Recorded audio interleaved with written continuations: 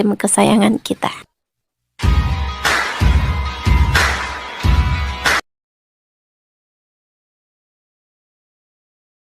Lima pelajaran Sheffield United versus Manchester City. Begini rupanya City tanpa Guardiola. Manchester City berhasil meraih kemenangan saat berlaga melawan Sheffield United di pekan ketiga Premier League 2023-2024 Minggu 27 Agustus 2023 malam waktu Indonesia bagian Barat. CU bertandang ke markas Sheffield di Bramall Lane tanpa didampingi Josep Guardiola. Meski bertindak sebagai tim tamu, The Citizen bisa mendominasi penguasaan bola. Namun mereka kesulitan membongkar pertahanan tuan rumah. City akhirnya baru bisa mencetak gol pada menit ke-63 melalui Erling Haaland. Sheffield bisa menyamakan skor melalui Jayden Bogle pada menit ke-85. Namun untungnya pada menit ke-88 Rodri bisa membuat City kembali unggul 1-2. Skor itu bertahan sampai laga berakhir. Dari laga tersebut, pelajaran apa saja yang bisa diambil?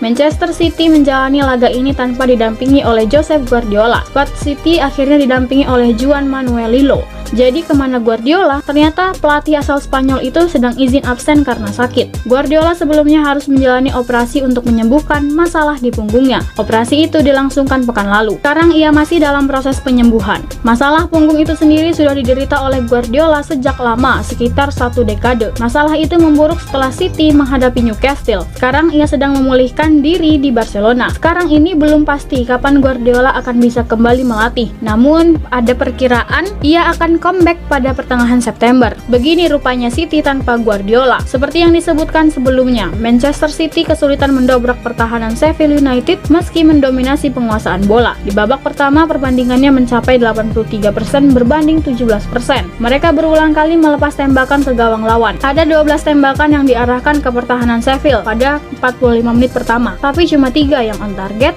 dan tak ada yang masuk. Itu termasuk penalti Erling Haaland pada menit ke-37. Di babak kedua, City memang terlihat membaik, tapi tetap saja mereka kesulitan membongkar pertahanan Sheffield. Dan ketika mereka bisa membuka keunggulan melalui Haaland, City kemudian kerepotan menghadapi tekanan dari Sheffield. Squad The Citizen akhirnya melakukan kesalahan dan membuat Jayden Bogle bisa mencetak gol. City memang bisa menang, tapi jika mereka berhadapan dengan tim yang lebih besar, entah apa yang akan terjadi. Josep Guardiola memang sudah ikut cawe-cawe dalam mempersiapkan timnya menghadapi Sheffield. Namun tanpa kehadirannya secara langsung di pinggir lapangan, pesannya tak tersampaikan dengan sempurna. Haaland baru gagal 2 kali. Erling Haaland ikut andil dalam kemenangan Manchester City atas Sheffield United di laga ini. Ia berhasil mencetak 1 gol, tapi Haaland sejatinya bisa mencetak 2 gol atau lebih. Ia mendapat setidaknya 2 peluang emas, salah satu dari titik putih pada menit ke-37. Tapi bola sepakannya membentur tiang gawang sebelah kiri. Itu adalah kegagalan kedua Haaland dalam 10 eksekusi penalti terakhirnya. Erling Haaland gagal mengeksekusi penalti keduanya untuk Manchester City. Dia sekarang telah mencetak 8 dari 10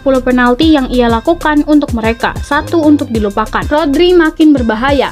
Gol kemenangan Manchester City atas Sheffield United dicetak oleh Rodri. Ia menjebol gawang lawan dengan tembakan kerasnya dari dalam kotak penalti pada menit ke-88. Dengan gol tersebut, Rodri kini telah mengemas 2 gol dalam 3 pertandingan bersama Man City di Premier League. Catatan itu sendiri sudah menyamai raihannya musim lalu. Saat itu ia mencetak 2 gol dari 38 pertandingan. Sepertinya musim ini Rodri akan lebih berbahaya dibandingkan musim lalu. Rekor Guardiola. Josep Guardiola memang tidak hadir di laga ini, namun kemenangan itu memberikannya rekor yang spesial. Menurut catatan BBC, kemenangan atas Sheffield United itu adalah kemenangan ke-200 Guardiola di Premier League. Ia meraihnya dari 269 laga. Guardiola pun jadi pelatih tercepat dalam sejarah kompetisi kasta tertinggi di Inggris yang bisa meraih 200 kemenangan. Laga itu juga menyimpan catatan positif lain. Ini adalah pertama kalinya City bisa meraih 3 kemenangan di 3 laga awalnya di Premier League. Mereka terakhir kali melakukannya pada musim 2016-2017 silam. Tepat di musim perdana Guardiola menangani The Citizen.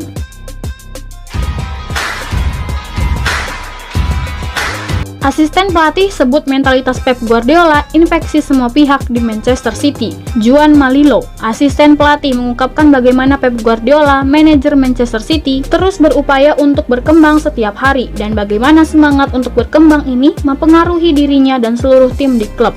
Asisten pelatih itu mengingat bagaimana dia dan Pep Guardiola telah bekerja sama dalam bertahun-tahun. Dia menjelaskan bahwa mereka memiliki pandangan yang sejalan dan bahwa taktisi Katalan selalu terbuka untuk pembelajaran dan perkembangan karena tidak pernah puas atas keberhasilannya di masa lalu. Dia mengatakan bahwa karakteristik ini sudah ada sejak masa ketika Pep Guardiola masih menjadi pemain, dan bahkan ketika itu dia sudah memiliki visi yang luas dan pemahaman global tentang sepak bola. Juan Malilo berbicara tentang bagaimana sulitnya menemukan seseorang dengan kapasitas dan niat untuk terus berkembang seperti juru taktik Manchester City itu, dan bagaimana ini berpengaruh pada tim. Dia juga menyoroti kepintaran Pep Guardiola dalam berinteraksi dengan orang-orang di sekitarnya. Dia mengatakan bahwa Guardiola cerdas dalam memahami bukan hanya tentang apa yang harus dilakukan, tetapi juga dengan siapa dia berinteraksi. Juan Malilo menekankan bahwa pelatih berusia 52 tahun itu memiliki ide yang kuat dan selalu berusaha untuk berkembang. Ketika ditanya tentang fakta bahwa Pep Guardiola terus berusaha untuk memperbaiki diri meskipun telah mencapai banyak kesuksesan, Lilo menambahkan bahwa ini adalah kenyataan. Dia mengakui bahwa semangat Guardiola untuk berkembang menginspirasi semua orang di sekitarnya. Lilo dan tim berusaha untuk ikut serta dan berkembang, dipengaruhi oleh semangat ini.